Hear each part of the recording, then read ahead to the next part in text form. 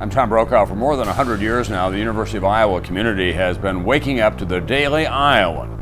Today, it's the largest newsroom in eastern Iowa. And now you can see the news every night on Daily Iowan TV and get it anytime worldwide at dailyiowan.com. This year at the Daily Iowan, we were able to cover the caucuses again.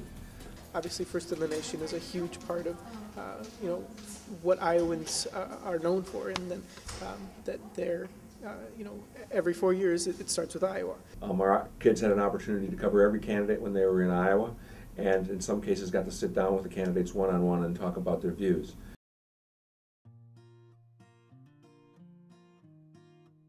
We really just right out of the chute, right out at the beginning, I'm pretty sure our first issue of the fall season we had some sort of caucus coverage. We were lucky enough to have a lot of candidates right here in Iowa City. We had Rick Perry and Michelle Bachman and a couple people over at Hamburg Inn. We have to use covert activity as well as computer viruses and the like to try to slow down the development of this program. And we also, have Des Moines really nearby, and a couple other, very large counties nearby that are close enough so we were able to send our reporters out there. DITV's Reed Chandler was in Des Moines for a closer look. With a long list of candidates for voters to choose from, who has a real shot of winning Iowa? It's amazing how, being an editor in the fall, how many people come and say, I'm not a political person at all, I have no interest, I don't think I would be good, I don't know enough about politics. But then you just hand them a story and say, go do this. And it's amazing how fast they catch on. We covered every visit. Every presidential candidate who was even in the area, we would cover their visit. There was some cases where we had 2 or 3 presidential candidates on campus on one day. And it's neat for them to be able to get to see the entourage that comes along with it.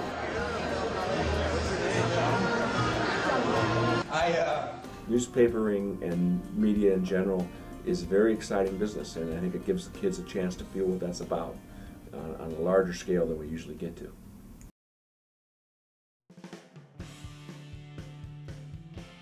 Over the course of the semester and the summer leading into fall, we wrote dozens of stories about each candidate and their visits. But what we really wanted to focus on for our caucus guide was kind of compacting all that information into one place where people wouldn't feel so overwhelmed. On the front of that caucus guide, we had a grid with all the issues, all the candidates, and essentially where each candidate stood on certain things. You could sit there and compare right in front of you Ron Paul to Michelle Bachman to Newt Gingrich or whoever you were interested in or maybe didn't know enough about. And then you could open up to the inside and you had a profile on each candidate. People are busy, and so though they pick up the newspaper here and there and catch an article or, follow their favorite candidate, this was a really great way to just condense everything into this little pull-out that they could just, sip their coffee and just know everything right before they went home for a break.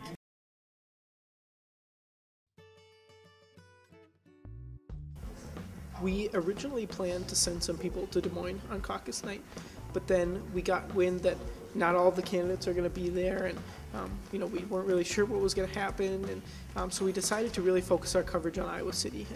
Polls are closing across the state, but it's still too early to call a winner.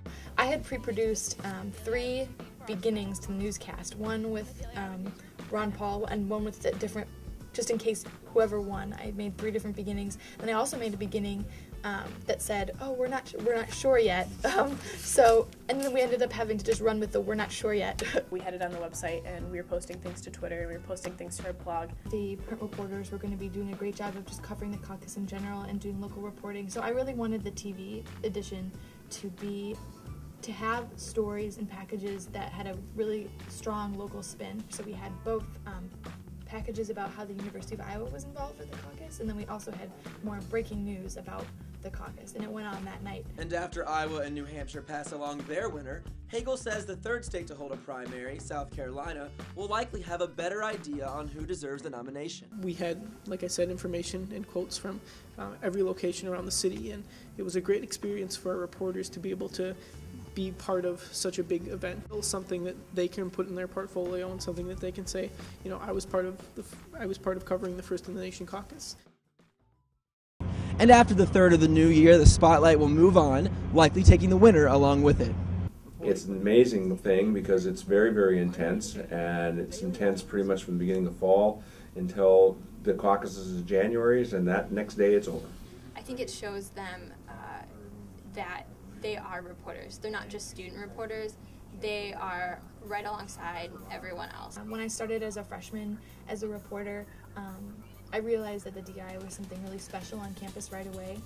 It was a really great opportunity for all of our reporters to kind of get their names out there. We have great classes, great professors here on campus in the School of Journalism, but the experience that you get in the newsroom and reporting as a reporter for the Daily Iowan is invaluable.